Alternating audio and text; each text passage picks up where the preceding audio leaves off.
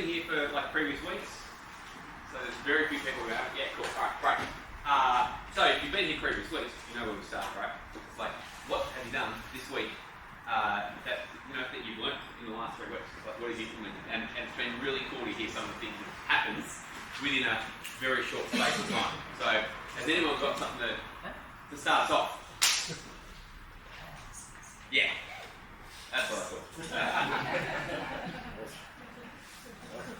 Don't worry, once you're talking.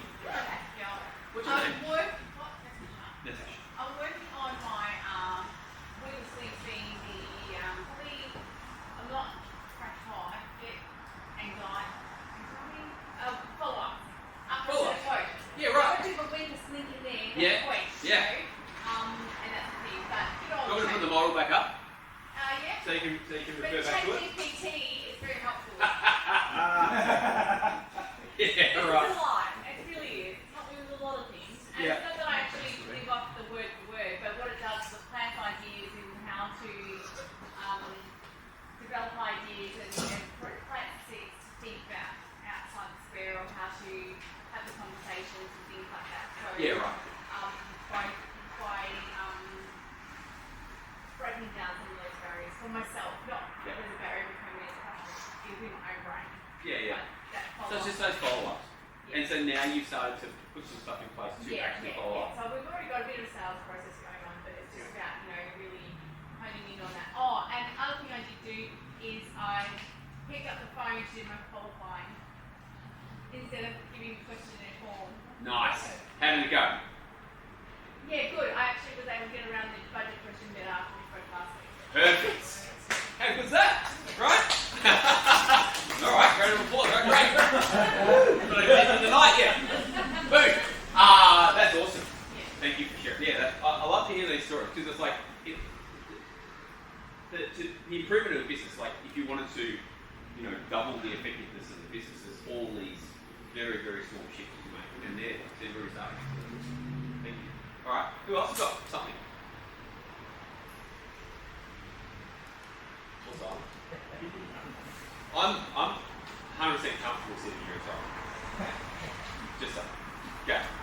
Setting up it's a little bit different to what we've been doing, but just setting up sort of like a PDF brochure document that send to clients.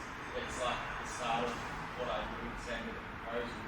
It's like that first part without the price. Yes. It shows all my testimonials and photos and everything about us and why choose us, so that when they reach out to us, they can get back to them with some feedback and using that as well. Yeah. So what do you call that document? I haven't called it anything. Okay. Yeah. Should we name it now? Yeah. So what's the document? Whereabouts is it? So just say up here, whereabouts is it? Qualifying? Yeah, qualifying. And that when qualified they piece? first send me Yeah, and what's the purpose of the document?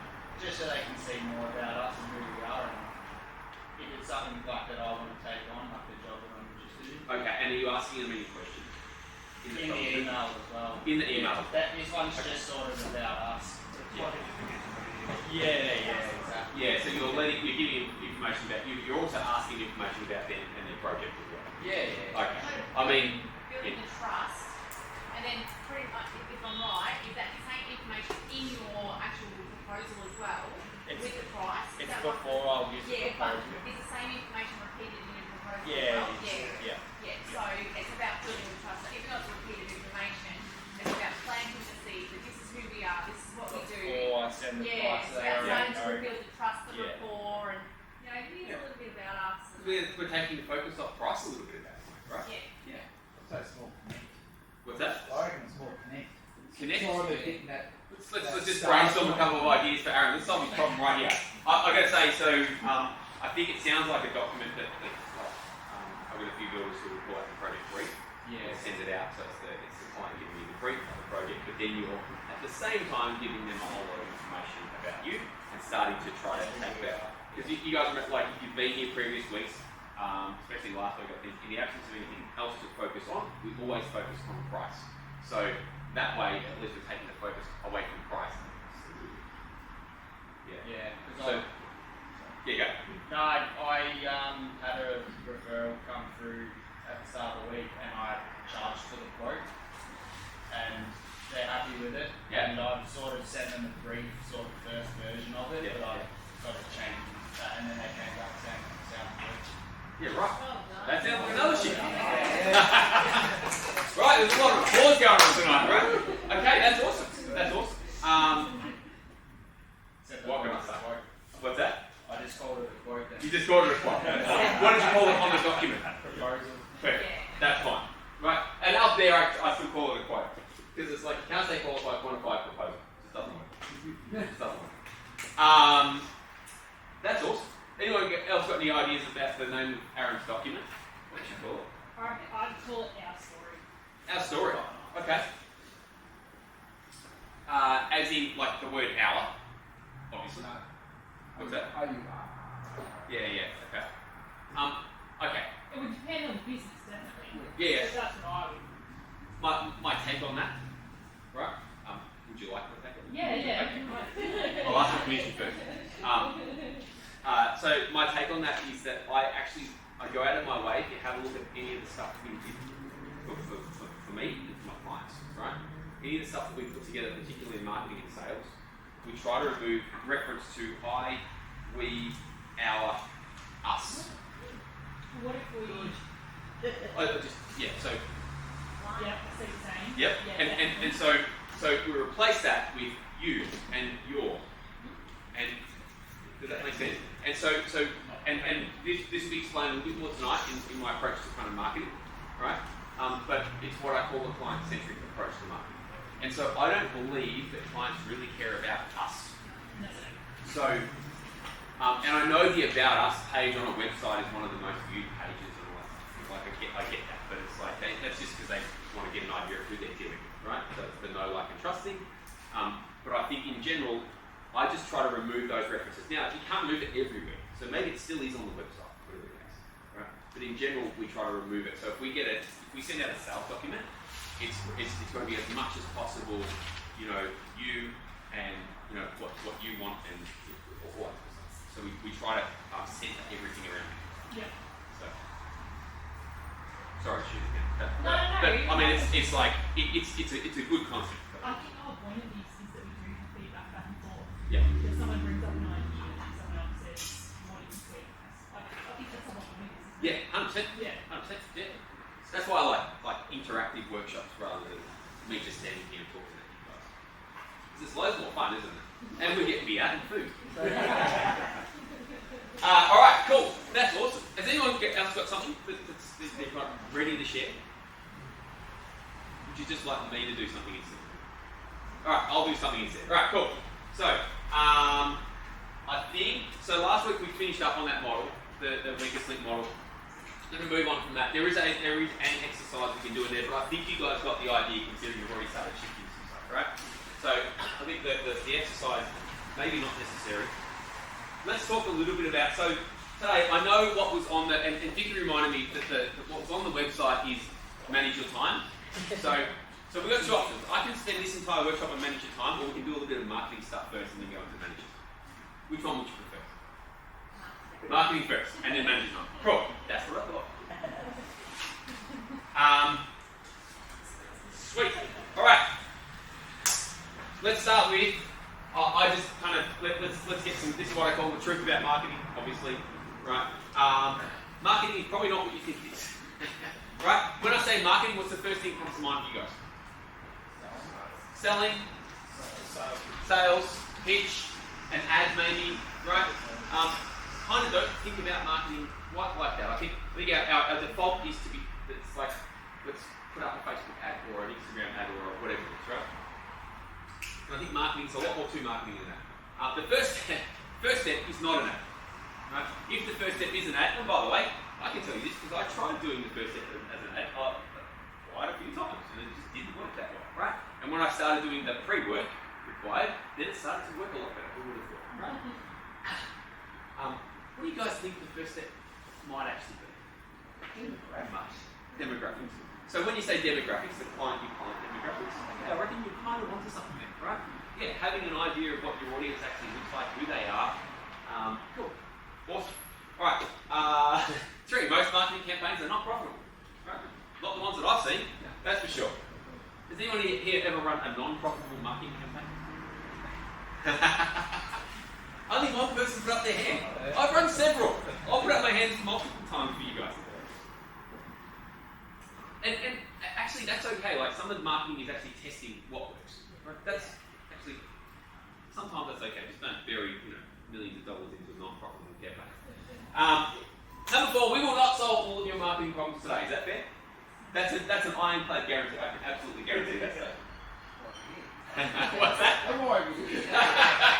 So, what is marketing? And I've done a lot of thought about, like, what is marketing to me? And this is kind of my version of marketing. I think marketing comes down to this. Marketing is influence at scale, right? And so I kind of think about sales is maybe making the sale is influence in person, one-to-one, mainly, right? Marketing is just doing it at scale. It's doing it to a much wider audience in general, right? So that's my best definition of marketing. Does that sound okay?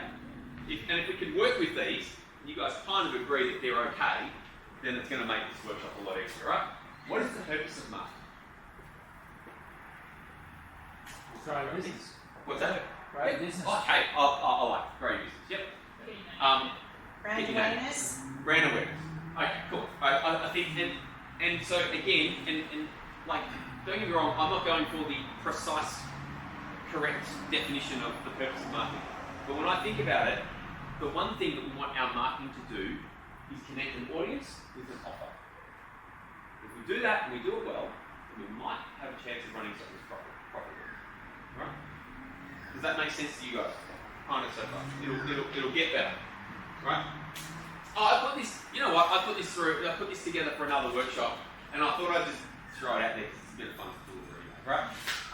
The 10 marketing commandments for builders and trades. Right?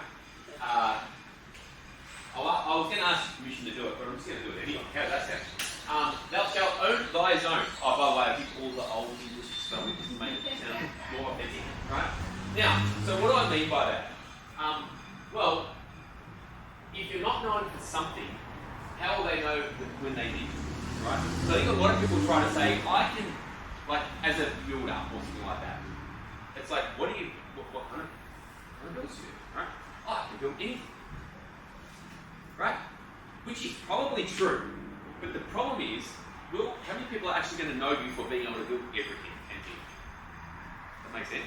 So, in my mind, you're much better off being known for something. Cool. Thou shalt provide compelling and self-evident value. Okay? Now, you have to do this in your marketing and in your delivery. Fair to say. Okay. Why is that? Because if you can't convey the value, how are they supposed to figure it out? So this is really interesting. People say, well, we have trouble, like, what's our point of difference? And the real problem is, like, it takes a lot of effort to figure that out. I'll give you that, right? But if you can't convey it, you're then expecting someone else to figure it out for themselves, which I think is much more difficult for them to do. Fair to say? Cool. Do you think these will be helpful, judging by the first two? Okay, cool. Thou shalt own, thou shalt know, I'm not even going to try to say that properly. The audience. How will you attract them if you've got no idea how to describe them? So remember how I said connect an audience with an offer, right? Well, one of the things in marketing is you want to know who your audience is, what they look like. But in order to actually attract those people, it's going to be a lot easier if you actually know what they look like. Fair to say? Know thy numbers.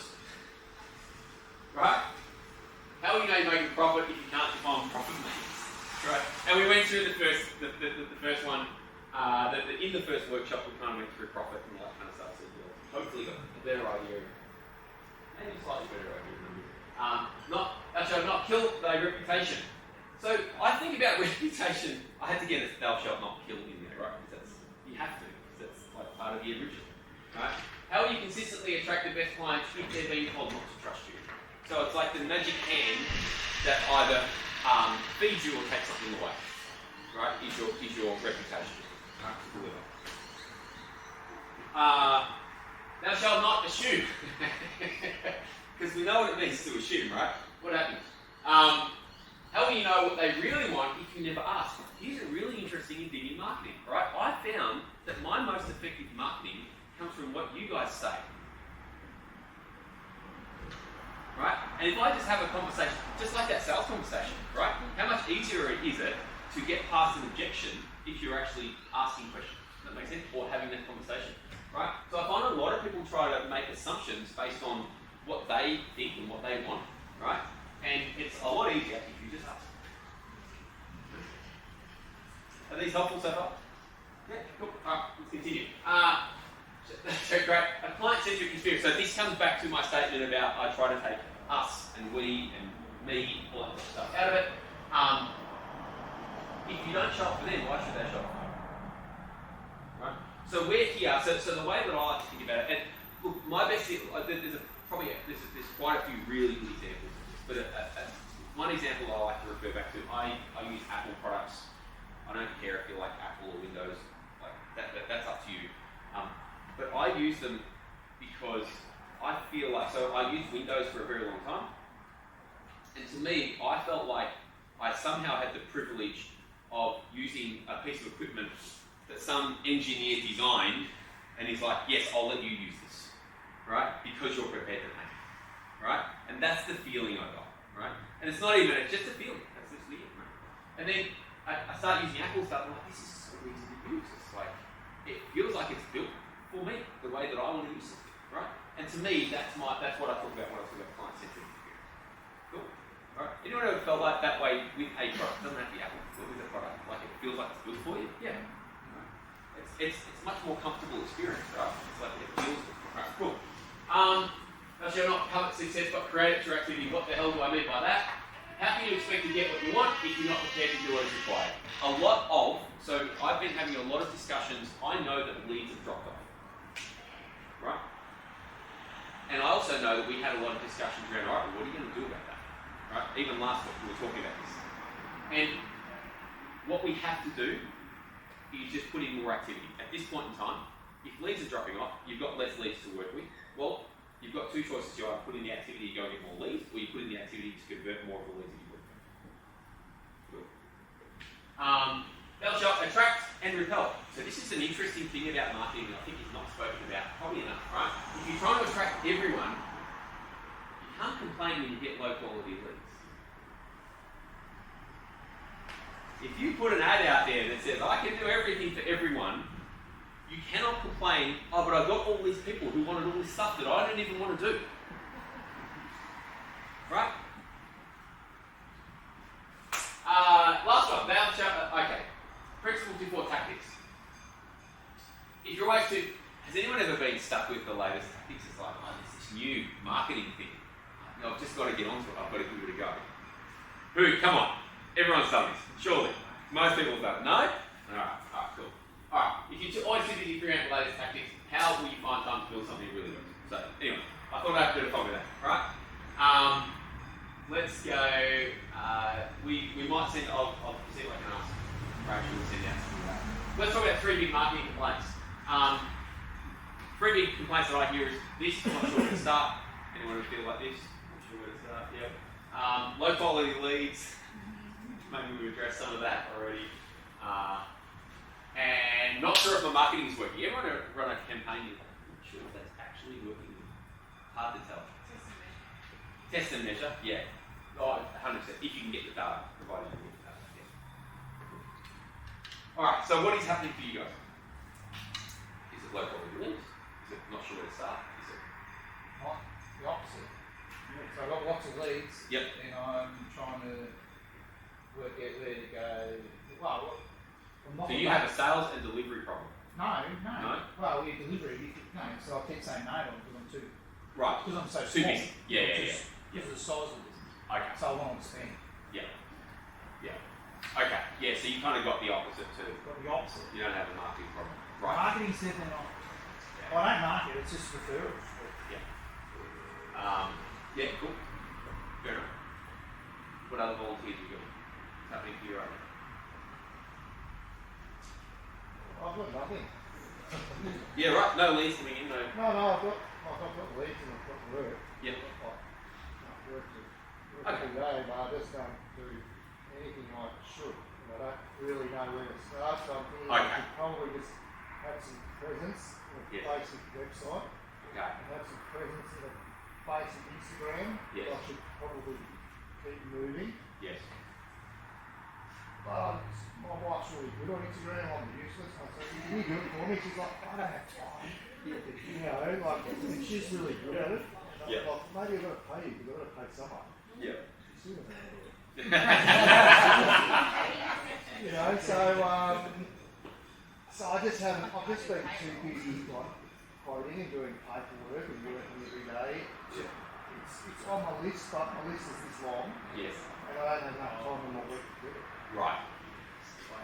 So it's not just not knowing where to start, it's like I'm not even motivated to start. I'm motivated, but I just like, I'm on a computer till 11 o'clock at night, I'm up at 5 o'clock in the morning, and I'm working 5 days a week, and I'm just like, Very interesting.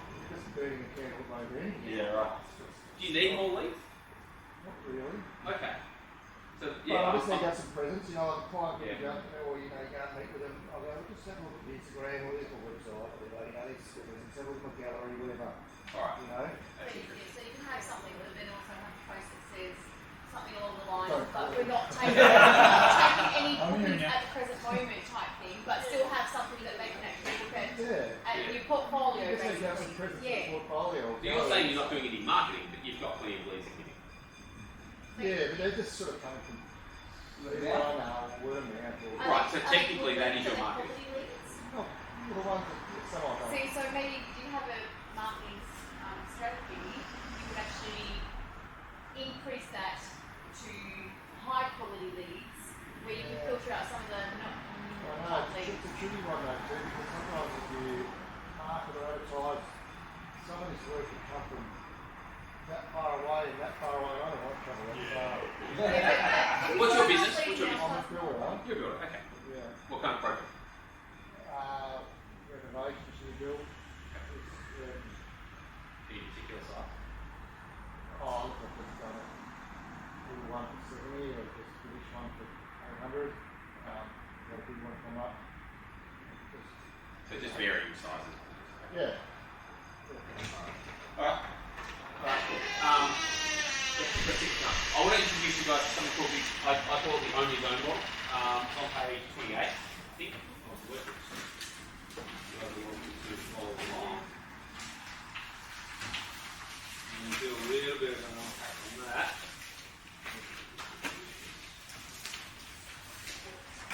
Yeah, cool. And we'll at least get you started just trying to think about some things. Tonight, really, I know that probably you guys would love to hear some tactics. Maybe like Tara would know some really cool Facebook tactics that she might be able to help us, right? I love to go principles first, right? And you saw that in there. So I'm going to talk about my approach to marketing and something, and I can tell you some of the results that we've actually seen through this approach. But we go here first, and then we start to look at the strategies to actually implement it. Does that make sense? So, only zone. Three big pieces, right? So I say design, right? Three components that we want to design first. Okay. So we look at what is your core offer. So when we talk about core offer, we talk about like what is it exactly that you do, what problems you solve. That's in your core offer, right? So as a builder, for instance, like the core offer is going to be some kind of build. In my mind, the more you can narrow it down, the easier it becomes to actually promote it, especially if you're going to be marketing. Word of mouth, you can get like it's easy to say, oh, I know a builder, right? Whereas if you actually try to go out to a platform, do you agree with this by the way? Yeah. Try to go to a platform that's like, I know a builder who does awesome kitchens or awesome bathrooms or whatever the case is, and that becomes a bit different. So if you're actually trying to go onto a marketing platform, it's more important to generally to narrow it down, right? So, and then target audience. Surprise, surprise. Offer, audience. And then we also put in some, make sure that we've got profitable pricing. Now, all the way back in week 1, we spoke about making sure that you're actually running at a profit. So essentially, this first design stage, I talk about combining those three things. Make sure you've got a solid core offer, something that people actually want to buy. Make sure that you've got a target audience that you can actually target, right? Now, who here, by the way, understands what I'm talking about? Like your target audience gibberish? Or no? You understand? You got it. So, yes? Pretty Okay. wide. Cool. Alright, so you guys have been around enough marketers to hear all the terminology. Love it. And so what we're trying to do, and I did update this model actually, but forgot to put it here. I call it business model and market fit, right? So essentially product market fit, but it's what we're designing is your business model, the core offer that you're selling generally is relates directly to your business model, and you're trying to get a fit between your offer and your audience. Right? Does that make sense so far? The next stage is to develop what we call marketing assets. Right? So, and I'll go through these and we'll clarify. The purchase experience. Right? So the purchase experience happens all the way from like if somebody's like if you've got an ad on Facebook. By the way, the purchase experience can happen in word of mouth. Like you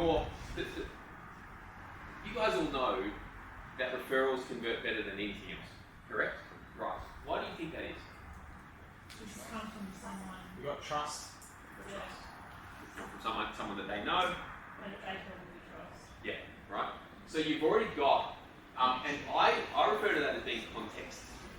I think one of the most underrated things in marketing is what I call context, right? And that means that there's context on who you are, what you do, and that trust is rolled into that. So the whole know, like, trust thing. Make sense? And then your positioning and your messaging. So let's unpack these three a little bit, right? Positioning and messaging. If you're a builder and you want $1 million plus projects, and you're posting images of decks and pergolas, guess what? You're doing decks and pergolas. I hope you've got a good margin in them and you've got plenty to do. Right? And so, and you know what, that example that I just gave you is like a complaint that I got from a builder. So it's like, it's not as if it doesn't happen, it does happen, right? And so your positioning and messaging is actually going to be really, really important for you guys. You need to decide what you want to be known for. And it doesn't mean you can't change it, right? But that's not easy to do. Okay, it takes time. Actually, I'll just keep going around one pack the whole thing. So, develop, guess what? Client-centric experience. That's what we kind of spoke about earlier, right? Dominate through acquisition channels. What do I mean by acquisition channel? No one else? Yes. Except for you, Tara, you probably know. What's an acquisition channel?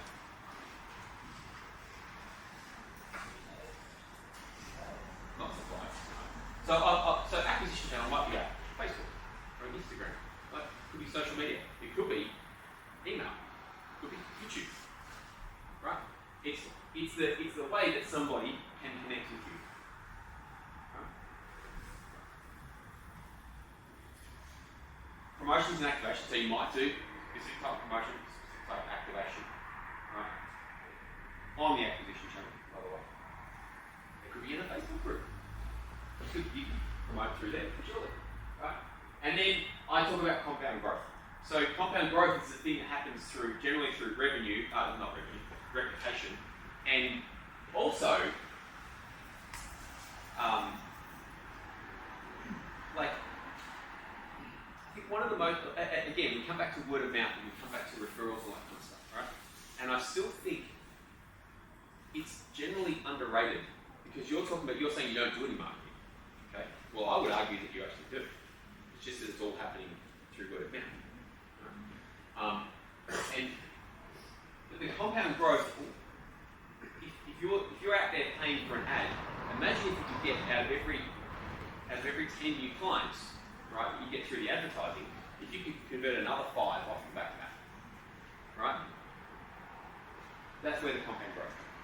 Make sense? So, here's something really interesting, right? So, if you have a look at that model, there's the first stage is design, right?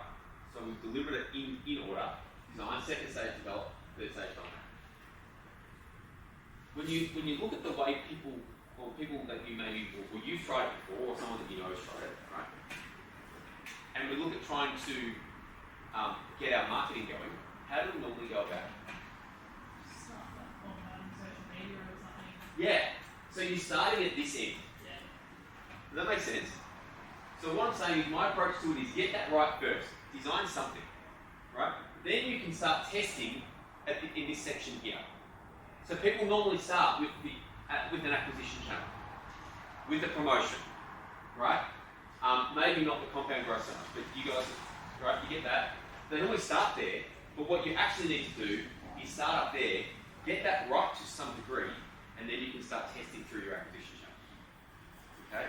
So my approach to marketing is just do the right things in the right order. Right?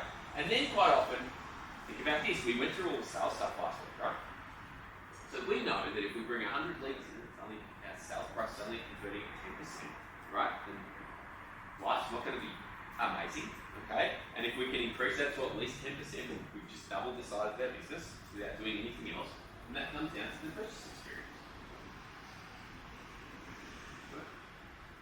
So, and that's why it's kind of, so it's this holistic kind of approach to marketing, and a slightly different approach, I think, to what a lot of people, well, definitely a much different approach to what I did when I was younger. Right? My thing was, let's go and run an ad, see if we can get some jobs, I'll give people a 20% discount, even though they had 35% margins, right? Amazing, right? And obviously that didn't go so well. So, do you guys have any questions on that so far? No? Okay. No comments, no questions? Does it make a bit more sense than the standard approach? Alright. I want to go back to the marketing assets side of things, right? I think one thing that I see a lot is we're building, so marketing assets, what is a marketing asset is probably your question, right? And I think for the most part there's going to be some you own and some you operate. Okay? And so what I see is people trying to build an entire business onto something that operates, right? Which is effectively like trying to build a new house when you're renting. Okay? And so think about all of these different platforms. What is the actual goal, right, of your marketing? Was to get it's to create an asset, right? And preferably the ones that you own. What are the assets that you guys would own? Be through this. Yeah, you can have your own reputation for sure. Yes, I agree with that. Yep. Sorry, someone else said something? Website. Website? Yep. What's a big one that's really underrated? You can answer if you want to. Okay. Customer list. Who? Your database. Right. Who here has sent a message to their database? Nice! What's that? What did you say? Who here has sent a message to their database recently? Message. Any message. Email, SMS, anything like that. Invoices. That doesn't count. It's just, I suppose, just small things. My wife people do stuff, and she's like, should send business cards out. Just keep the lines of communication open. Yeah. Yeah. Well, I mean, so coming back to this model, so the point of Own Your Zone is that figure out what your zone actually is. Okay? In other words, what types of projects do you want to own? And again, someone said, who was it you that said you don't want to go out to to another too far in terms of subject, right? Right. Like figure out where your zone actually is. Market to that area. Everything becomes a lot easier. And then the other thing that I thought I had a slide in there somewhere. But the other thing that I find interesting is that we don't always market the way that we buy.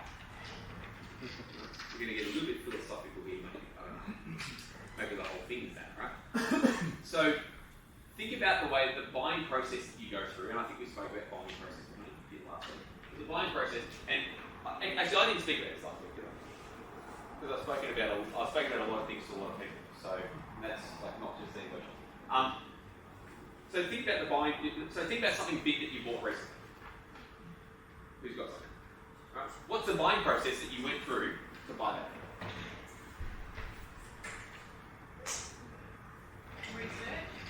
Research? Yeah. We did. Yeah. What was that? What was that look A for? little bit impulsive. You're a bit impulsive. It's a little bit impulsive. Okay. What was it? Just a car. It was just a car. Just a car. What kind of car? Just a quick 80 grand on it. I won't say what sort of car. But I think we bought it because we wanted it. Okay. Not because we did the research and not, alright, admittedly we needed it Okay. to tow. Okay. But we just wanted it. Okay. What kind of car? No. Land. You don't have to share it if you don't. It was a Chev Silverado. Oh, right. Everyone needs one of those, right? Yeah. 100%. Right? So, We needed yeah. it. You want it. That's- You tell me that's you the didn't husband research side. that car at all. No, we did a little bit actually. Right. Yeah, we did Okay. a little bit. Right. But it had a purpose. Yes, Yes. yes, it has a purpose. Very much so. Well, I mean, it had to like it looks good, right? There's No. two purposes. Like but there's yeah. lots of purposes. One is the Right. towing capacity. One is its towing base. Yeah, Right? 100%. And so you had to research all of that. We didn't have to get the one we got. We could have got the smaller one. Yeah. You're really digging a hole. You got 25. Yeah, but like Caravan, why tow on my own? Yeah, So right. my husband wanted me to have a car that was well and truly sufficient. there's no fun in life if you just get what you just need. No, so he, you know, Like you need to get. You got the ram for the horse fight. Like, isn't the rule n plus one? I go away there. Isn't that the rule? We went, N plus one, what you need plus extra. yeah. Yeah. All right. So But it was, that's, I find it tough to believe that was just purely impulse buying. Like you saw one on the street, like yep, getting that today. no, it was the next day. It was the next day. No, they weren't even out. So I went Yeah, to right. test drove to 1,500. Yeah. From 2,500 went out. I was like, I think we need to get one of these. Yeah. So I called him when I was test driving it. Yeah. Said I'm test driving this car. I think we need one. Yeah. I think we did. He didn't have to convince you, you convinced him. That's great. We actually ordered the 2,800, Right. and then we went home and talked about it. And him and I are both over 6 foot, so we were like, you know what? Our kids are going to be ginormous. Let's just get the deal. Right. Don't do things by halves. That's all right. You're on it. So hang on. How long beforehand had you known about this car? And known what it was? Well, they've just been released that week. Just been released that week. Right. Yeah. Okay. But that's that particular model. Yeah, that particular model, yeah. But you knew about the previous model. Yeah. Did you like the previous model? Oh, not as much. Not as much. Okay. But the new model, okay. Yeah. Alright. It was very I like it. It was definitely impulsive. That's definitely that's Alright. impressive. No, we had one, okay, we had one like 5 years earlier. Yeah. Uh, Right. an older one, a Okay. much older one. So, So you did know a bit about previous model. a little bit of that. Cool. I like it. That definitely does seem It was a little bit impulsive. That's Yeah. pretty impressive. Well, let's think about this, right? I think these workshops have been fairly well attended. Okay? So, what difference would it have made, you think, if we just did these workshops and it didn't say builders and trades? What difference would that have made to you guys? Quite a bit. Probably couldn't have come, fair to say. Right? These workshops are for you guys. Right? So the way that you, like, your approach is to say, well, I'm going to sign up for something, and admittedly, like, thanks to the council, like, you didn't actually have to buy, right? But you are paying with your time still. Right? And so that's the thing that kind of, like that, I would say it's fair to say that had a big influence on how many people we actually had in the workshop, because it's specifically for you, right? And so if you think about that, just simply that concept, that is the only zone concept. It's like this thing is specifically for you, right? In other words, I do this thing that you want, So you niche field. so you need to. Yeah. Right? Yeah. Do you have to have a niche? Like, what if You kind of already do, So you're a builder, right? So that in itself is a niche. But then it's like, well, how many builders are there? Okay, and I would say a lot.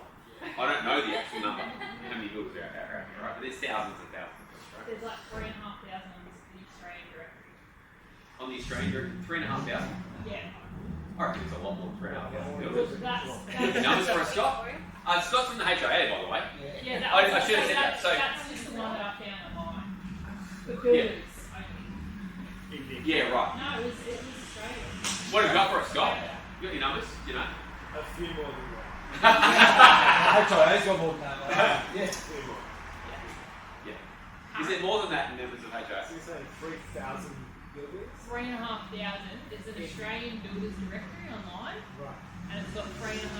That's probably one association. For that direction. Yeah, on that directory. Yeah. That's was us being registered. More than that as members of Victoria.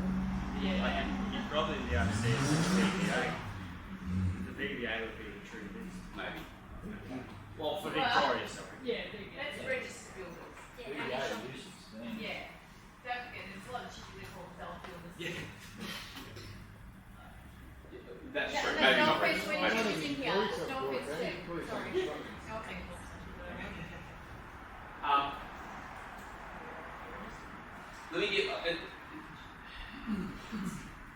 Let me give you an example of this. Right. So, one of the previous businesses that I had was in automotive. We did electronic products for in automotive, right? And you have to think about the number of people, the number of businesses out there that do that kind of stuff, right? And there's actually quite a few. For us, we specialise in only the kind of high performance European vehicles, right? And one of the brands in particular that I worked on a lot was Audi. Okay, this was a business that I had years and years ago, and I managed to sell it quite a few years ago as well. And so, in that market, let's talk about parking sensors. You guys know about parking sensors in cars these days. Here's one product, right? We developed lots of different products, and one of them was parking sensors. Yeah? And so, and this is kind of the power in my mind of owning your own, right? So parking sensors, I know for a fact that we have competitors out there doing parking sensor kits for $200. Right? How much do you reckon a set of parking sensors should be worth? No more, sorry. Surely, right? Surely. Okay. So we were doing Audi, we were doing Mercedes, we were doing Porsche, all those brands, right? How much do you reckon we were charging? Say it's 5 grand. 60 cents. 60 cents. And I know for a fact. Oh, that was for Audi. So it was a Porsche or whatever. Just because of the brand. Yeah. Well, they actually are. I mean, they are more difficult to work on as well. But yes, I mean, partially because of that. Yeah. Just So like the Toyota tax. what's that? Just like the Toyota tax. Toyota tax. Oh, any I didn't need- Yeah.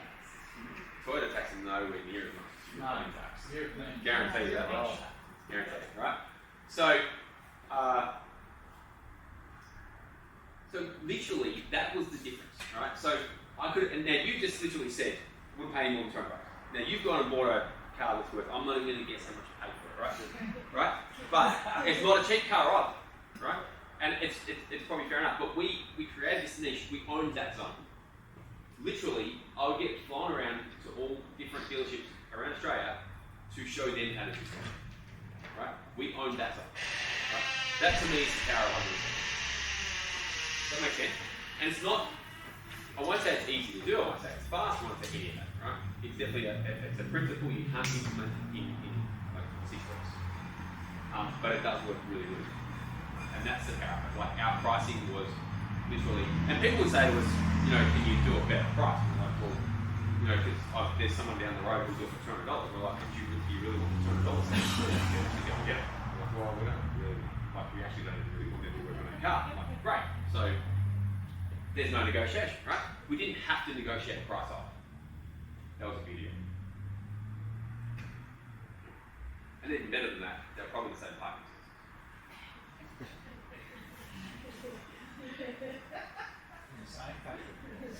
Probably came from the same factory. We did a completely, we had a completely different way of doing things. We developed a much better way of doing things. And that's why we were recommended by every single dealership because of the way that we do it, right? Because then the problem with those systems is that, and this is the quality piece that most, like, we could convey the quality, because we could say the car's still serviceable after we work. In other words, when most people put them in, you can't remove the rear bar or the front bar or whatever it is, right? And we would say to the dealers, we guarantee you that it will still be serviceable. And by the way, if you put our systems in, we'll match your vehicle warranty so you don't have to worry about it. But they had a problem. So all those things were just taken care of. And so what do you think happened? Right? Like, we own that market. Guaranteed. Right? So that, I just wanted to give you guys an example of something that you know I've seen work in the past and kind of where this came from. Cool. Does that help? Giving you a bit of an example. Alright, cool. Can you think of how some of the things you might be able to apply, some of this that you might be able to apply? Yeah? What do you reckon? What can we apply? I want to run an exercise with you guys, but I really want to see what we can actually do. Yeah, go. I'm going to set up a database. Awesome. And then communicate. Yeah. How many people do you reckon you work with? Clients, yeah, all clients. 100? 60, 70. Okay, cool. So that's a good start of database. Yeah. And then you could ask them for referrals. Yeah. And that would be really awesome. Because imagine if you got 6. Yeah. Cool. Alright, that's awesome. Generally, Thank you. database is there though. What's that? Generally, database is there. It's in the invoice. You know, 100%, yeah. so it's all there. It's just generally not used. I'm actually thinking like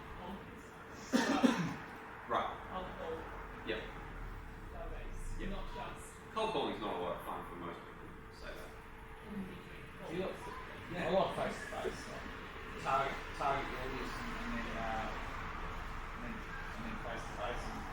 That's how I started mine. Yeah. Oh, I think that's the best way to do it.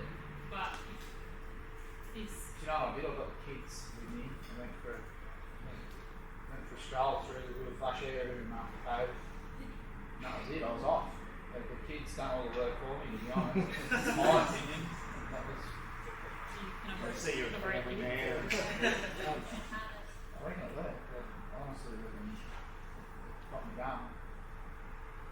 Yeah, cool. Alright, so database. What else? Who else thinks they can try doing something? Yeah, go. Set up the background stuff for the business so that you've got something to show for when you do advertise. 100%. By the way, like that database is going to make a massive difference. Right? So when I sold that business, it was worth almost $1 million. Okay? Why do you reckon that is? because he processes annual base. Yeah. So firstly, it would operate without me. Yeah. Right? Secondly, I have the best clients. Who wouldn't want those clients? You know what I'm saying? So our database was worth the money. Yeah, go. Would you have a database though, like as in say a builder, like you do one-off projects here and there, you'd always get like a callback, you know, if they want to do future work, but are you always needing them to be on like I say a subscription list where you would email them every 6 months? The people that will. Well, like past clients, like I don't know, would they be in this database? Like, Yeah, 100%. Yeah. You're not, what do you mean, like contact them every 12 months? I'll contact them every month. And say what? Well, they have friends Yeah, that this is what we're working on.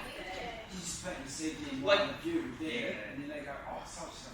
Or they're about to move. Yeah. Or Yeah, I mean, yeah, kids they might move. Like sometimes, have you ever had a client that kind of forgot about you? No? Yeah. Yeah, 100%. All of us have, right? Because if we're not communicating, if we're not in front of them the whole time, they'll just forget about us. Because guess what? Like, their own lives, there's a lot going on in it. Just think about our lives, a lot going on in our lives, right? And they're not sitting there thinking about us every hour of the day, right? And so, yeah, I would say don't be afraid. So coming back to where we got to is the sales stuff last week, right? Don't be afraid to kind of send an email out once a month. Can I just add something? Go. Yeah. So I speak to a lot of marketing people every week, and what they want to do is tell their story, which is who you are. It's your brand, It's your story.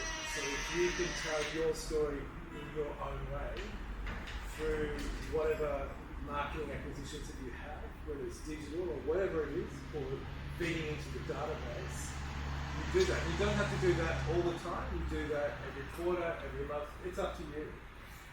But it's always good to connect to your audience by showcasing what you love and what you do, because that counts too. I would say to that, on that list should be customers that haven't bought anything yet. So not just previous customers who've shown some interest. And then over time you'll notice, oh, that person's good, that person's so good. If you give it enough time, you'll see that conversion rate. So that you can verticals.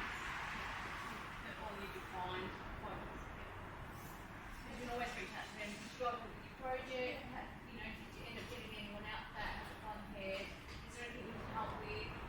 And things like that. Because maybe they didn't go ahead, it wasn't the right time for them, and things like that. So maybe now might be the right time for them. Or even if it isn't the right time right now, you've reached out again, and so it helps you keep them in mind. And even if they don't have they've already gone ahead or something like that, oh, that company, you know. So that's the cool thing, like, yeah, I mean, what you're saying is correct as well. That's the cool thing about, like, the way that you guys are currently thinking about marketing. That's not the only way to do it. Like, putting it out on Facebook is not the only way to do it. Like, running a Google Ads campaign is not like that. It is a way to do it, but it's not the only way to do it. And quite often, you've already got assets that you can utilize. Okay, and it's just a case of, I'll utilize that. And what's interesting then is if you utilize those assets first, that'll probably pay for your next marketing campaign. Right. Cool. I'll mention one other thing while we're talking about this stuff. So, the whole thing about running ads through Facebook, I don't have anything against it actually. I'm all for it. Okay, I'm all for it. It's not for everyone all the time. I'll say that, right? Facebook ads, Google ads, and they've got their purpose though. But this is really interesting because we've somehow been educated that that's the only way to do it. Okay? And then now I want you to think about, we've been educated that. Where did that come from? And your Facebook and your Google, right? How did they actually grow? Someone tell me, how did Facebook and Google grow? By people who were already by it. They grew by word of mouth. Right? So what they're telling you to do and the way it must be done is not the way that they did it. Do you reckon there's a bit of a disconnect there? Well, of course they don't, but I'm just saying. So, like, we've been educated to think that that's the only pathway. It's just not the only pathway. It's a pathway. And like, I encourage you, if you get a chance and you're at that stage in business, do it. Give it a go. Right? But it's not the only pathway. So when you think marketing, like, word of mouth is a very viable form of marketing. Because guess what? If you can grow a Facebook or a Google from it, do you reckon it works? And to me, that was like, it's just a bit of a reframe. Like, who's ever thought about that before? No one. One person. Yeah. There you go. You do a lot of this marketing, and then someone like Greg or myself, you know, we're full on every day. Mm-hmm. And you go home, you're full on every day. Yep. Weekends are equal to. Yep. So then it comes back to the time management, where it's all over, you know, it's great. You've got Yep. people behind you, you throw it, do that, you follow up on that. Yep. You can manage a team. Yep. When the team is you, and generally on a job where you're not there, stuff doesn't get done. Yep. Yep. Efficient. Systematic. Yep. That's where your time management. It's great to have marketing, but if you haven't got time to do it effectively, Yep. you're really not hitting your mark. Cool. Alright. So, and again, but like, that depends on what you call marketing, right? So the leads that you've got now, where are they coming from? And how did you get, so your current client base, how did you get them? Mine's word of mouth. Yep. Last probably 5 or 6 years. And through what activities? The job basically. So you do the job, and then you get another job, right? And it just so happened I fell into that space. Yeah. What was your business again? I'm a builder, Builder? but I work owner builders, Right. generally one at a time. Yeah. So they can go overseas and do all stuff they want to do. You're stuck in the job. I'm already waking up at 2 o'clock in the morning thinking about the job. Yeah. And so Some you, marketing into it. okay. So, but an owner builder talks to another owner builder, then you get a referral to the next job. Yeah, Is that what you're saying? very slow sort of Slow. process. And my word of mouth hasn't been fantastic, even though I've got a lot of great people that I know, which is probably my effect. I'm not getting myself out there to pick and choose. Yeah. That can be streamlined. It's just adding on the books, adding on the quotes, adding on your marketing, adding on Instagram, doing posts, and it's just Yeah, right. where do you stop? We're not running big companies. Yeah. We're not even running people for free. There's so much time to do this. So I think the question is like how do you make time to do that? For me, the first thing is I want to identify something that I think will be a worthwhile activity and something that I'm actually prepared to do. So I build marketing into my weeks, and I just simply do things that I'm prepared to do. Right? So my marketing, like my best marketing, is showing you guys the value of what I actually do. Right? So guess what? That's these events, things like that. Right? And I also, for me, it's word of mouth. So I'm going to networking events and things like that. I'm building them into my week, essentially. One thing I've realised is that the previous businesses that I built, I built them through relationships. So yes, word of mouth, but I built up relationships and then had a conversation with that person, and then that's led to another relationship with that person. And so I've built entire businesses like that. So I just do things that way. Right? And so and we talk about, like, if you have a look at my Facebook and Instagram feed, like I haven't personally touched it for a long time. Somebody said to me, who was it? It said there was a really good Instagram reel. Yeah, Ethan said it. He said, I love that Instagram reel you put up the other week or whatever. I'm like, did we? Right? Because it wasn't me. That's not the thing that I love, so I just don't do that. Right? But we do now have other people starting to do that stuff for us.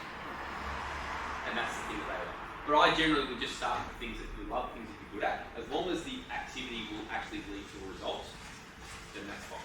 So for you, it could be some sort of network, right? And then the question is, where is your audience? Owner builders. You in building dream? No? Sure, there's a few owner builders in there. Is there owner builders in there? Yeah, quite a few. There you go. So, there you go. And I love the fact that that your offer is very specific. Yeah. I work on a builder, I work with owner builders. There's not a lot of builders who would want to work with owner builders.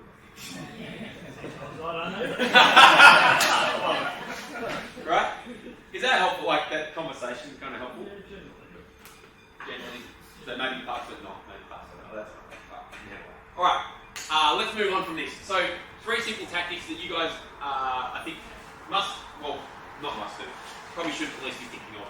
Google My Business, right? Who's got their Google My Business profile up and kicking? Yeah, right? So you're getting plenty of Google reviews and stuff like that. And if you heard from Rachel from our team, she would have probably asked for a Google review. Does anyone get contacted by Rachel from our team? Great, awesome. She's doing well, right? Google My Business. So who has a really solid? Who's got their Google My Business profile like sorted out? Not just up, but really sorted out. Cool. All right.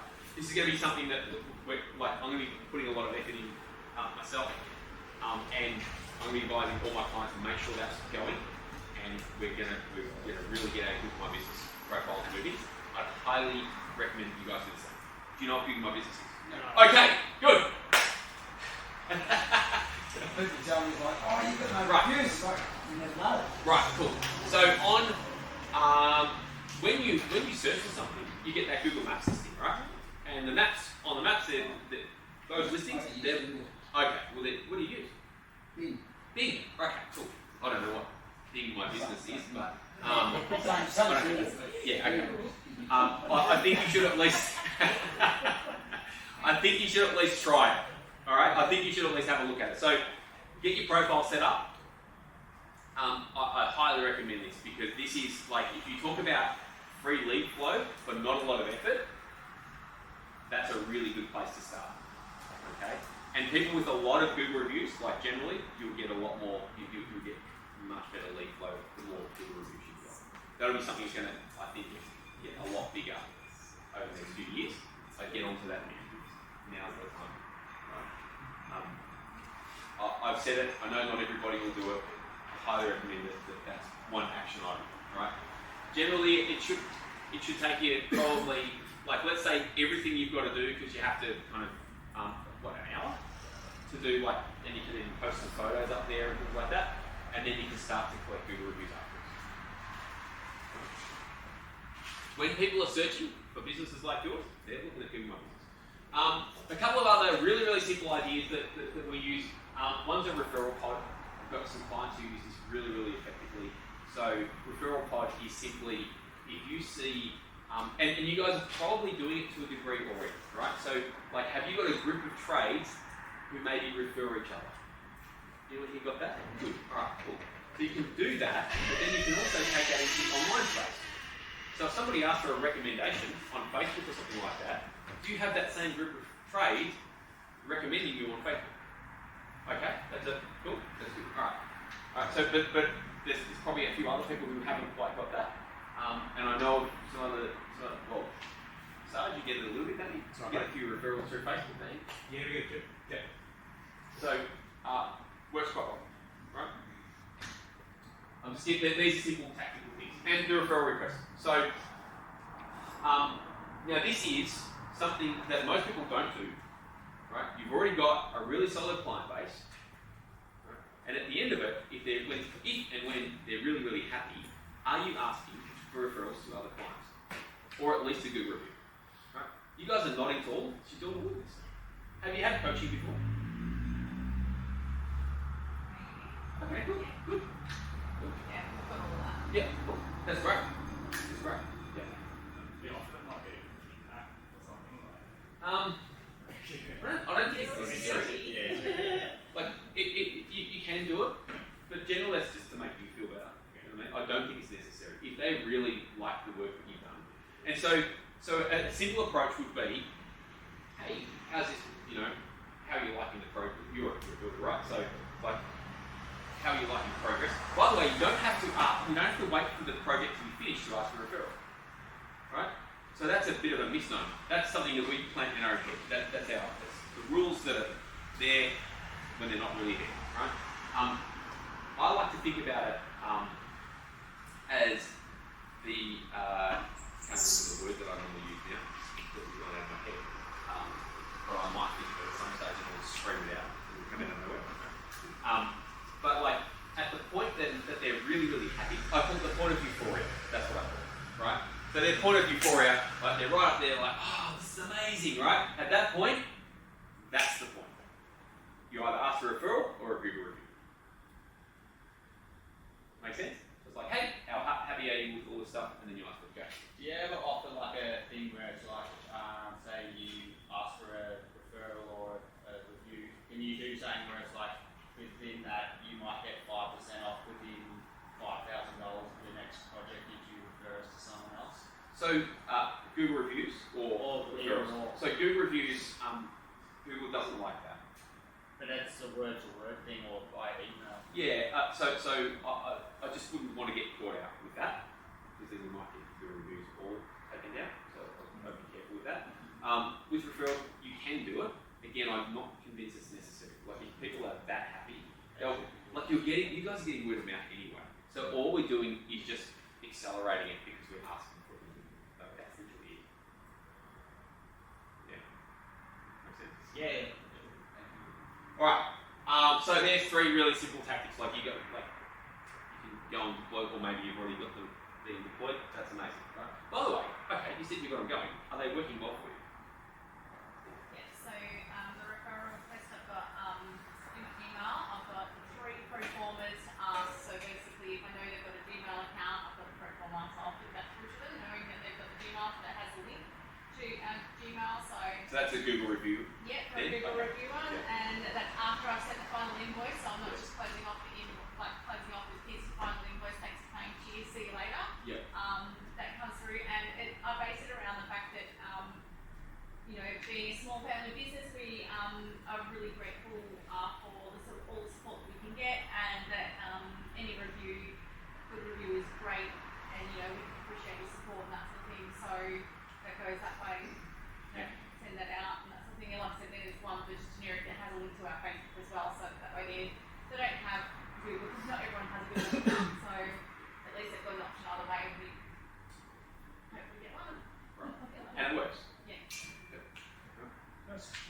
Who said that?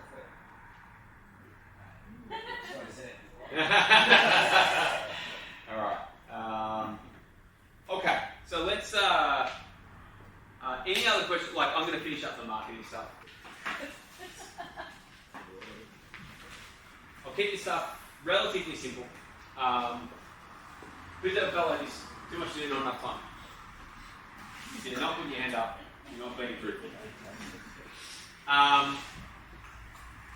Okay, here's one simple shift. Hopefully it'll help you guys a little bit. Do less to achieve more. Alright? It sounds enticing, doesn't it? Right? Do you think it's actually possible? Formula One. Who likes cars, by the way? Oh, you obviously like cars. We got that out of the way, didn't we? So you guys know what these things are. Let's talk about, if we want, like, we know that Formula One's pretty quick, right? And if we want to build and make that Formula One perform better, what are some of the things we can do?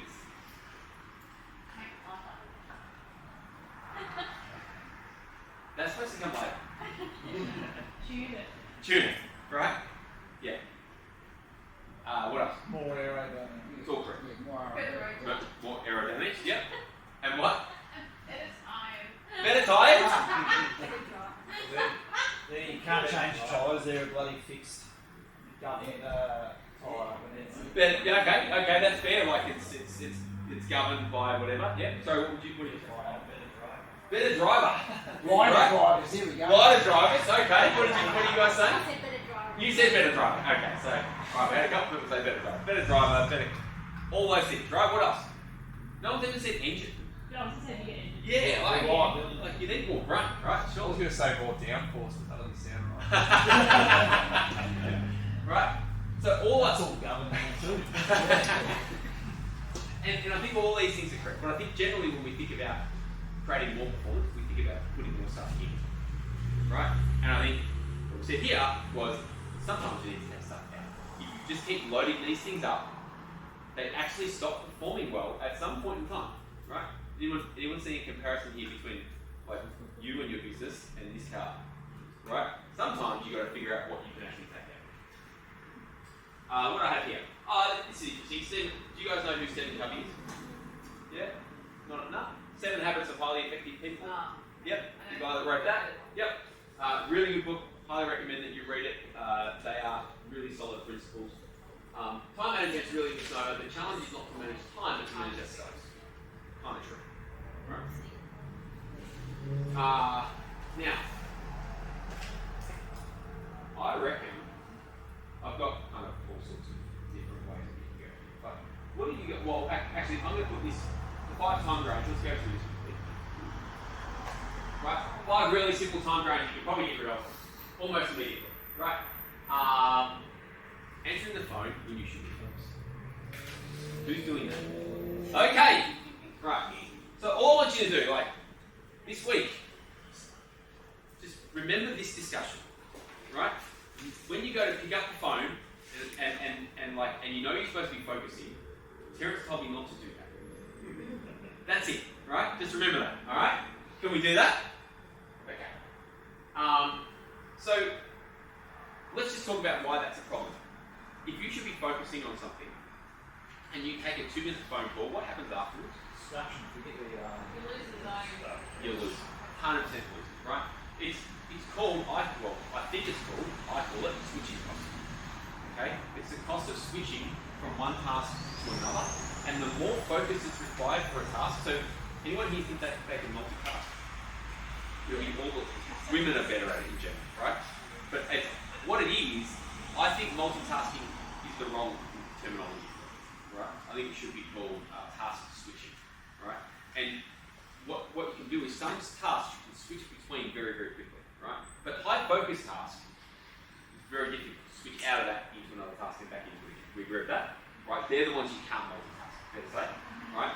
So it's not the 2-minute phone call, it's the 15 minutes it takes you to get back into that task. Okay? 15 minutes.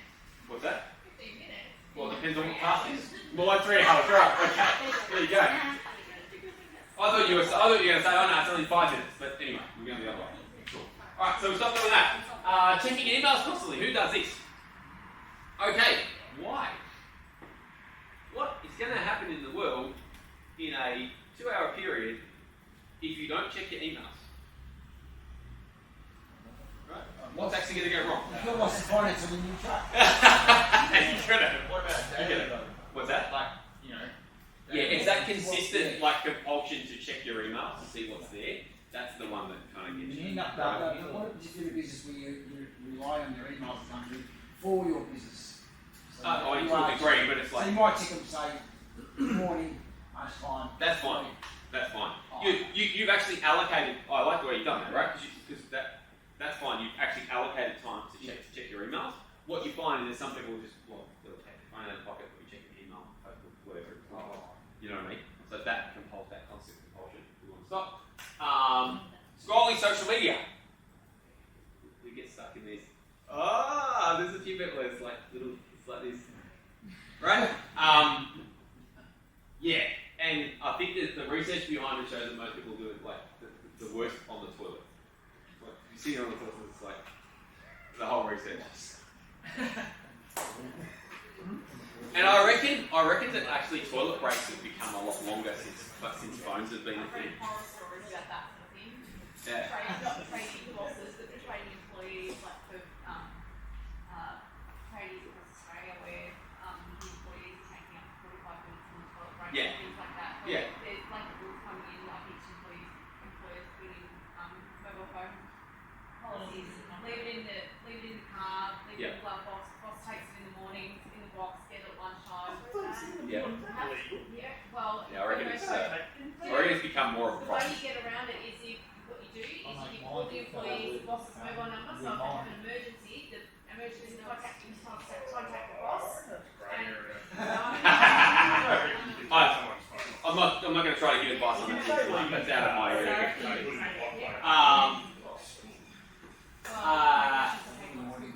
Wake up in the morning without a plan. So when I talk about a plan, I'm talking about the plan to actually grow your business. yeah, that's cool.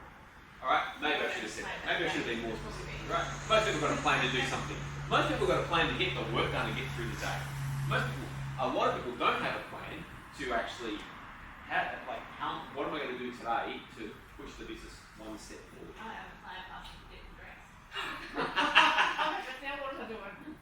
Yeah, right. I'm sure you do. It's just like it's there somewhere. Right? There's a really simple method called the IBLE method, and IBYLEE.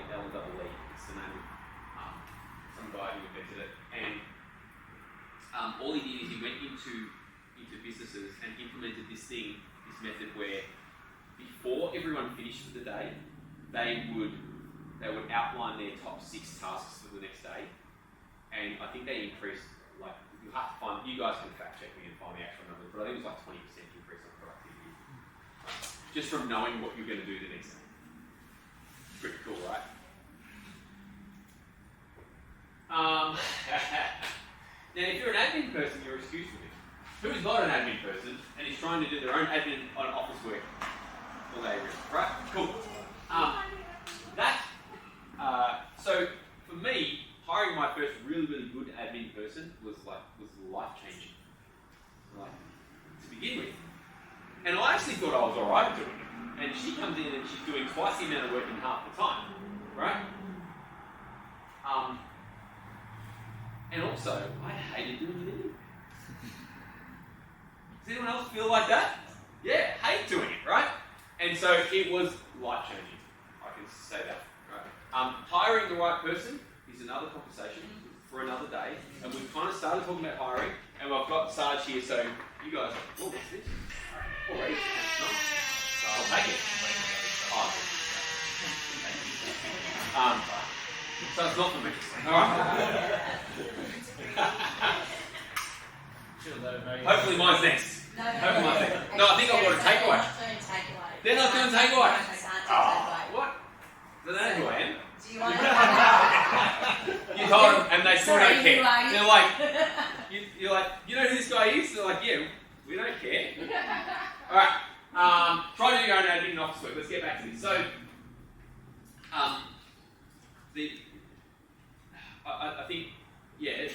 who here actually has someone to do their admin work? Yeah. You've got someone to do their admin work. I need an extra person. In an extra person. Do you enjoy doing it? Yeah. You okay. You I probably. do lots of things though. So I do all the admin, but I also do lots of running around. So sometimes I do actually feel like I need more admin time and I need maybe an extra lunch person like a VA or something like that. But then there's times where I'm stuck in the office. I feel like I need to get out as well. So I actually like what I do because I have such variety Yeah. in what I do. So I actually like stupid meetings and stuff. Yeah. It does have its perks, right?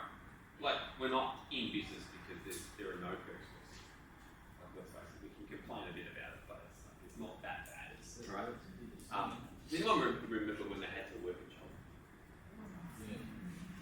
I actually worked. I think I lasted literally 2 years in the workforce. That was it. And it wasn't their fault. It was definitely my fault. Guaranteed. All right. So 500. Look, the admin one is actually a game changer. If you can get away from admin work, right? Let's run a really quick. What is this on page 32? Let's run this activity, shall we? We haven't done any workshopping tonight, so let's do it. And then I'm going to get Sarge to have a chat with us about, or he's going to answer any questions you guys have got about stuff. Very specific. Alright, so page 32. This is how we do it. First of all, what's PHR? Oh, great question. Effective hourly rate. Great question. Yeah, like, see, that's one of those things when I've presented this so many times, I just assume people know what it is, and they don't, right? Effective hourly rate. Who's ever heard of effective hourly rate before? Not enough people. So, effective hourly rate is basically your profit per hour. Right? So if you include all your income, all your profitability, and you take that out, you take that into an hourly rate, that's that number. Okay? And we're going to calculate kind of what it is. The formula's there. I like effective hourly rate. So all the other metrics, you guys know how much I like metrics by now, right? With spreadsheets and all this kind of stuff, right? If you've been to these workshops. I like effective hourly rate because you can't cheat it. It's a number that you actually can't cheat. So let's say, for instance, if you wanted to double your profit, right? Technically, you could work twice as many hours. Fair to say? If you work twice as many hours, well, you can't work twice as many hours because I know how many hours you work. But like, technically, like if you're working 40 hours a week, you might say, I'll just work 80 hours a week and that'll double my profit. Okay, and it might work at least for a little while, right? Effective hourly rate takes that into account. Like if you're working 80 hours a week and you're making double, so if you work double the hours, you're working double the money, the rate's still the same. Can't cheat it. Make sense? So it requires you to make better decisions. That's what I like about it. That's why I use it as a metric that we want to use. Make sense? Alright, cool. So let's run this quick activity. No one else needs to see this. Your income plus your net profit divided by the number of hours you work, right? And by the way, whatever period you want. If that's a year, do income for a year, net profit for a year, right? If it's a month, do it over a month, right? And then do hours worked for that same period, and that will give you effective hourly rate. So that's the first calculation. You guys can calculate that for yourselves. I'll let you do that quickly, actually. What would you call your income, like your taxable income or your So sales income or your being sales or the income you take out of the business, so taxable income, plus any profit associated with your business. So let's just say you're taking 120k, let's make the numbers easy for me, right? 120k a year income, right? 10k a month. Plus you're making 120k a year in profit. That's 240k a year, right? So that becomes your. So hang on. You put income is your taxable income, and then I put then I put space for the net profit. So in that case, you put 120 and 120. That makes sense? When you say net profit, you're not actually getting net profit. You mean dividends? Dividends, or you just mean your net profit? I'm just talking net profit. I'm just talking net profit. Yeah, I'm not talking dividends. What's that? Like the net It might say profit. in the business, yeah. But you're still entitled to that money. Is what I'm saying. If you don't take it out of the business. Yeah, it could be right. But it could qualify as in not after franking and all that stuff. Yeah, I mean that'll all change, and obviously then you've got to take tax into account and all that kind of stuff. Yeah. I'm just trying to get a number that we can actually go with. Nice. Because like I know that you're good at those numbers, and like it's not always easy to get to run to 100. Like as soon as you say franking credits, who here knows what franking credits are? There we go. Okay, Cool. Do you, like, what about hours worked? If you're in the office all night every time you go home and work, like, and you work all day as well on the tools? Yep. How do you do all those hours? Add them all together. Add them all If together. you say you do 5 hours a night, you got 7 night or whatever. Yep. You've got to add them all together. This is the bit that might be slightly painful. Alright, how'd you guys go with that exercise? Got some numbers? Alright, so now you have a number. Okay? If I gave you guys a task to do after the workshop is finished, do you reckon you'd do it? Right? How about if I explain to you why it's worthwhile for you to do it? Okay, cool. Who here? So who has a number, an effective hourly rate number? I don't even care if it's a guesstimate. So you've got a calculation of that number, right? Who here would like to see that number improve? Okay, great. Okay. So, I don't want to ask you guys what the number is, but let me put it this way.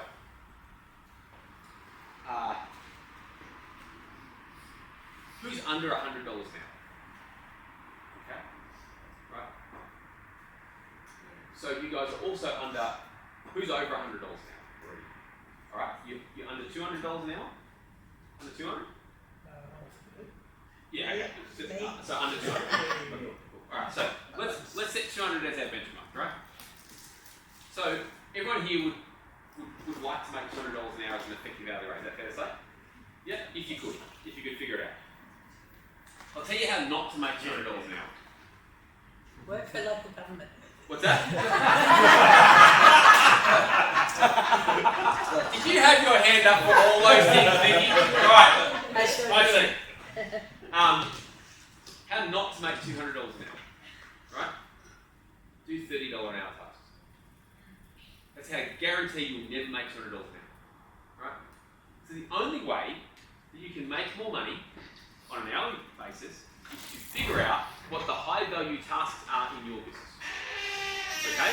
This particular exercise will help you guys to do that. Fair to say? Right. So it's really, really simple. And I would say, if like, do it tonight, okay? But I want to get Sarge to answer some questions for you guys. So it is simply list your main activities. If you have more than 15 activities in the list, you're putting too much detail. So list the main activities, right? So no more than 15. The first time I did this with a client who was a builder, I think we came up with 11. Okay, here you go. I think I've had trouble with this one because we, based on projects, I don't know if builders have the same issue. But when we go into a project, we do 4 or 5 different elements in that project. We don't just quote one. And our labour is based on the whole project. I don't separate just, like, say for example, we've got to do maybe a retaining wall, a steel edging, and a garden bed. I don't separate and say, okay, right, well, for us to do the retaining wall, it's going to take us 3 hours plus the materials. The steel edging is going to take us 1 hour and the materials. And if I did that, then I could get that list and I could identify. But when I put the labour across the whole project, I can't split the labour as to where, because 1 minute I'll have the guys prepping the ground for the holes for the retaining wall, and they're doing the steel edging prep and that prep over there, and it's all part of the same hour. But how do I do that list? Alright, take all of that stuff out of your head, Yeah. stick it aside for a second. Alright, all I want to know is the stuff that you're focusing on. That's it, on a daily basis. Now, I understand that you need to make sure that they're making profit out of the site, and you're talking job profitability, essentially, right? An effective hourly rate is different to job profitability in that, let's just say that you're doing admin work, right? And you could outsource that admin work. I think someone said VA. Did you say VA? Yeah. Right, so you could outsource it to a VA, for instance, right? Who knows what a VA is? I'm probably talking language there. Cool, not enough there. Right, so virtual assistant. So someone can work overseas, someone can local, whatever, right? You can outsource that to a VA at somewhere between $10 an hour and $50 an hour, right? Or you can outsource that. Okay? And then on the other side, you've got tasks that will literally make you $100 an hour, $150 an hour, $200 an hour, right? Your job is to identify what those tasks are for you, and as the business owner, you then have control over those.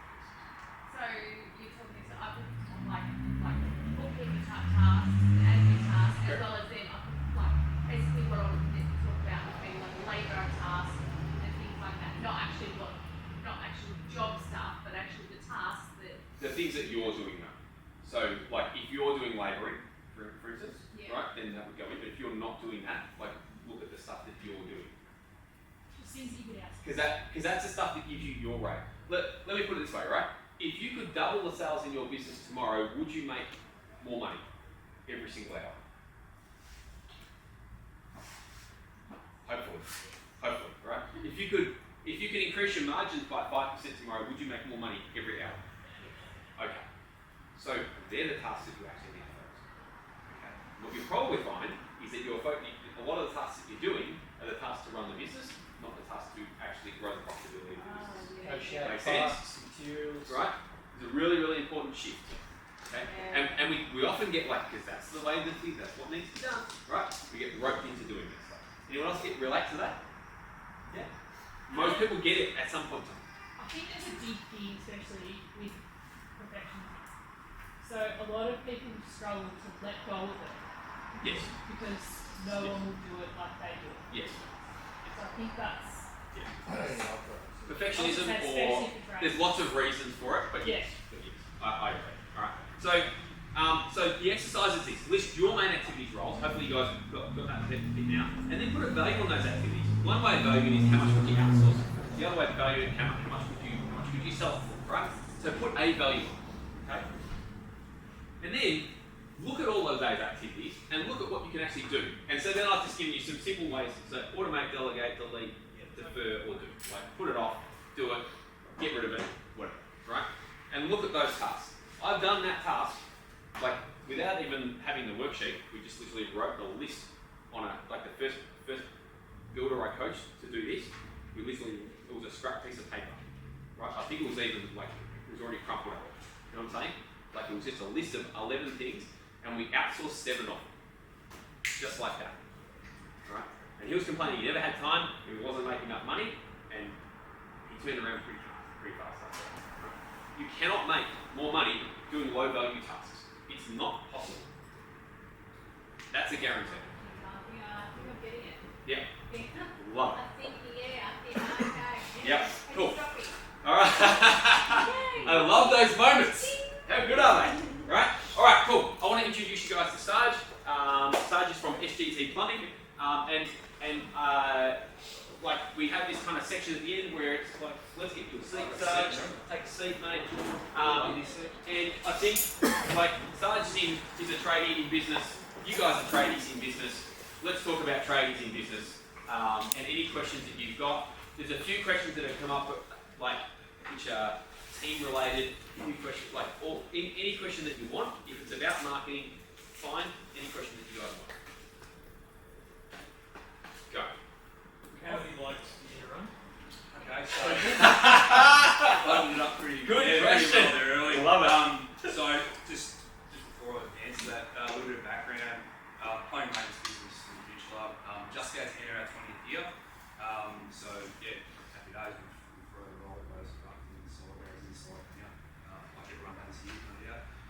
We joined town about 2 years ago, something like that. And just in making a lot of those shifts, things really start. So we grew a team of close to 10. So we had close to 3 or 4 on staff, plus maybe myself floating around, and a handful of trading as well. And now we're doing 4. So and we'll be hiring again. So Including office staff. Sorry. Or including office staff. Or including office staff. Oh, you downsize. Team fitment. We got to a stage where we were in a bit of a growth phase, and everything was ticking along, we were putting in a lot of work, and everything was going great. And we hired nice guys, nice staff, all got along really, really well. And we're just always turning, my job just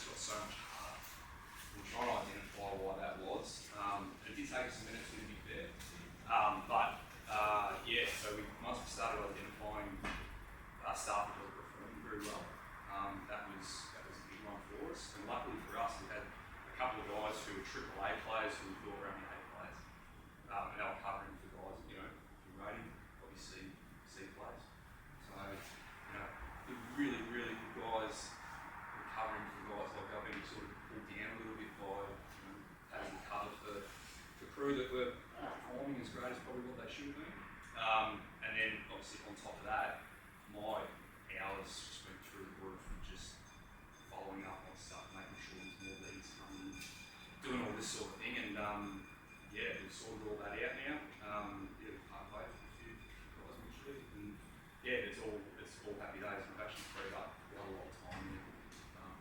Yeah, just an extension from that. The point of difference for us, we've been doing a 4-day work week for the last 2 years. Actually pretty easy. Yeah, so guys are all on full time.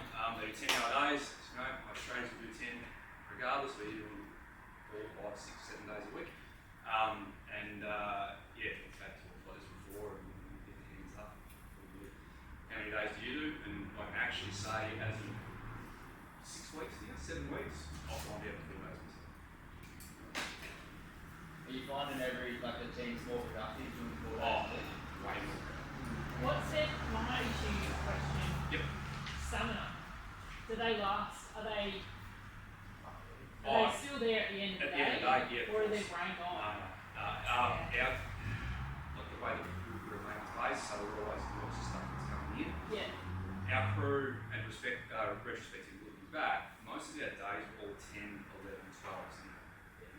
So, you've got the apprentices, tradesmen, they're all 7 to 7, basically, the better part of most days. And then, you call outs over the weekend, and especially through COVID, we've got some action. Our guys were really lead run down, basically. And do you split the crew so that you haven't got... Yeah, so they're working on that Friday? So we still work Monday to Friday. Yeah. And I'll typically do some call outs over the weekend. We split that with the guys we've got. We do got at the moment quite our guys on Monday to Thursday, and then Tuesday to Friday. Yeah.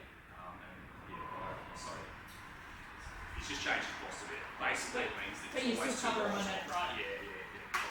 There was some study done in Melbourne with an advertising agency working 4 days a week, and the productivity of her agency went, it was 35% more. I believe that, but it's just the physical aspect of it. Yeah, for sure. I found it really But good. you know, if you're in Productive because you get my Anyways. But how's that going working through the middle of winter where it's not light until 17, dark, 9 o'clock? There's always stuff from most times. Yeah, we do have a few of those weeks where they're a little bit more difficult and something like sun going off, sun comes out. Luckily for us, some of our work's inside, so we just schedule around that. But also too, they do have some admin tasks that they do. Our guys are tasked with some quoting and estimating and stuff as well. So we train them up to a point where basically they could run. Yeah, train them up too, good. No, well, we've always had the idea that if we train them up to a point where they can run their own business, that's the time we want to keep them.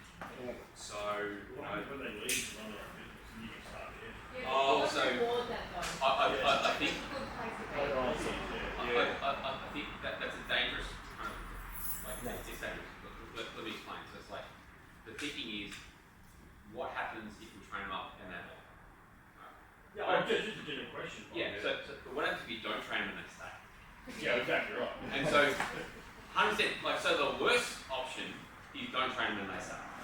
And so yes, there's a risk that they'll leave, and I think we kind of accept that to a degree. But you train them up well, you direct them If you've well. got a crew of like a few, that's all well and good, because you still got experience both sides. But if you've only got one employee and you train up and then you've got to go back and start all over again, it's a vicious circle. So you've got to have succession plans and things like that, maybe try and bring on someone before. I think can I add to what you said? Yeah, absolutely. So one of the big lessons we learned from this is that Chris started talking about 8 players, right? And now we only hire 8 players. No one else gets through the door, right? Anyone who's not an 8 player goes. What we found is their previous team were doing 8 players. Then you go back and say, well, what's the result of that? What's the result of going from 10 to 4? Okay? Well, the result is revenue stays roughly the same. Maybe it's down a little bit now. Oh, is it? Okay, cool. So now, so revenue stays roughly the same and has gone slightly up. Right? Profitability goes through the roof in comparison to where it was. Right? So it's like, so the whole thing's operating better. And less people doesn't necessarily mean that less work gets done. Like sometimes more people, who's got more, have more places to hide. So, you know what I mean? The guys that aren't working properly, they got more places to hide. It's like, well, can't find here, can't find, like, you know.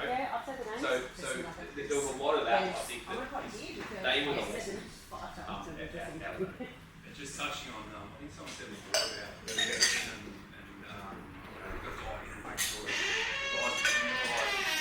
Relative to light bulb running a while ago, it's a lot of, well, I mean, they're going to keep doing this and keep basically wiping everyone's backside because they can't do this side. The reality really was that if you spend the time teaching and training the guys, well, they can't follow the free back. And they'll just be able to step in. And if I ever have to step away for any period of time, what happens? What type of fire comes back to? Like, is the whole place not going to be able to operate if I'm not here for a week? So,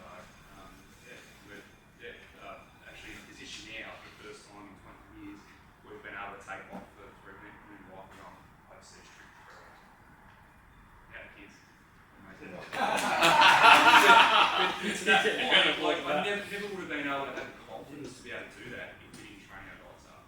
And I have supreme confidence that the guys are going to be able to do a great job. And not only just, you know, just on course, they're going to be able to set the team. So, yeah, that's where probably actually not proud especially. Yep. Do you have systems, processes in place? Yeah, we've had a few. So some of our processes, the systems like service making, that sort of thing. We found with a lot of the local performers, it's really, really hard to get them going on that. The guys that like performers really sell in that area, so that made life really hard. Really easy, where it was more difficult. Notes and photos and all that sort of thing. That was one pinch point for us. Scott and Keith. Now we've nailed that. We've got rid of that. That makes life a bit easier. That's one example. Process. It's constant work on this progress. You know what I mean? Like it's kind of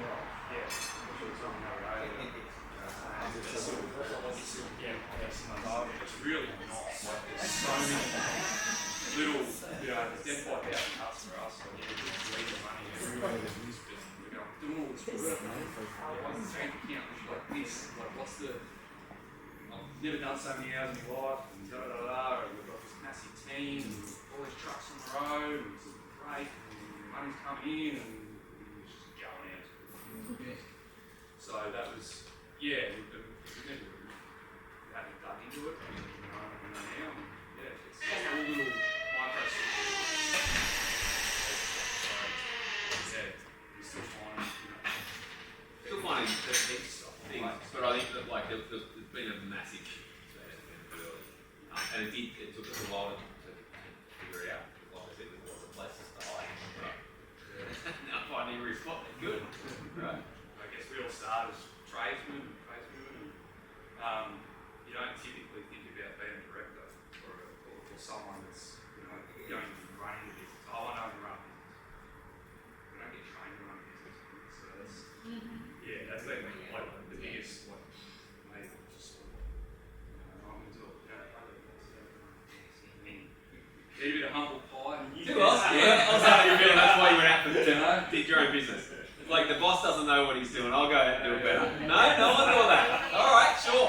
You bid 20. Sure. Like, right, give me the truck and I'll go and do it. And, you learn a lot along the way. Especially over the last one, you picked up lots.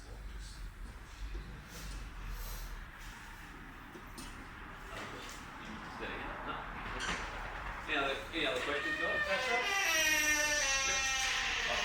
That's the food. That was where's my food. I thought it was a question as well. No, nothing else, all good. There you go. Thank you. Did you find it's going to become all this way from the Accelerator? coach to find out some of the things he didn't know. I don't know who Travis is. But he pointed Yeah, out yeah, here somewhere. That's right. So is it worth it? Yeah. In the long run? 100%. I really do wish that, and I probably wouldn't listen anyway. Like, if someone had tapped me on the shoulder, 15 years ago, said, you've been doing this for a few years now. I think you should, spend time and energy into getting coaching and being taught all this stuff. Works out probably most comfortable or I can't, you know what I mean? Like it's something I don't have time for. But the reality is now, I've been able to identify what things different time on the end of the basic the other week, so I get Mondays to myself and it's just like it's a game. It's honestly the best. Just do it for it every day and you can find like all these little times that you actually don't you say to yourself now, I remember when I was sitting in here with the kids that's been the best. Awesome.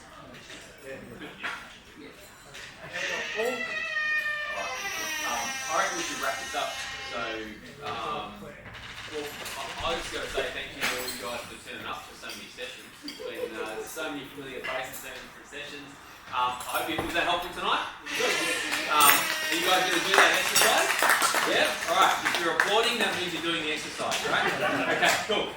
So yeah, thanks guys. It's actually, like, I get a real kick out of, like, seeing you guys actually do some, like, stuff.